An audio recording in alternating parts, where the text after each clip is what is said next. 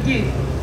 Στην επόμενη μέρα, σε αυτή την οποία θέλουμε να είστε όλες και όλοι δίπλα μας, ο μεγάλος στόχος είναι συνεχώς να αυξάνουμε το διαθέσιμο εισόδημα, να αυξάνουμε τους μισθούς σε ιδιωτικό και δημόσιο τομέα, και θυμίζω ότι στο δημόσιο τομέα θα είναι μετά από 12. Ζούμε με κουπόνια! Ζούμε με κουπόνια! Ζούμε με κουπόνια, μην με ακουμπήσεις. Ζούμε με κουπόνια. Ξεπουλήσατε τη ζωή μας. Γιατί να μην το κάνω αυτό, θα με δειρείς? Δεν είναι προσωπική, είναι εκλεγμένη από τη Βουλή και είμαι πολίτης που ψηφίζει και θα πω τη γνώμη μου. Ζούμε με κουπόνια. Μας ξεφτυλίσατε.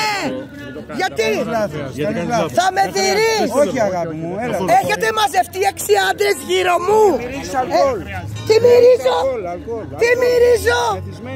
Τι μυρίζω? Είσαι ψεύτης. Φώναξε τώρα την αστυνομία. Τώρα την αστυνομία. Φώναξε τώρα την αστυνομία. Τώρα να μου κάνει αλκοτέστ.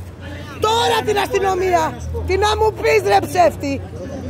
Που θα με πεις μεθυσμένη? Να φύγετε! Κοιτάξτε πόσοι άντρες μαζευτήκανε δίπλα μου. Εσένα θα σου κάνω μήνυση. Θέλω το όνομά σου τώρα. Γιατί φωνάζεις? Με σπρώχνεις? Ναι. Με σπρώχνεις? Γιατί φωνάζεις? Μου παίρνεις το κινητό και με σπρώχνεις.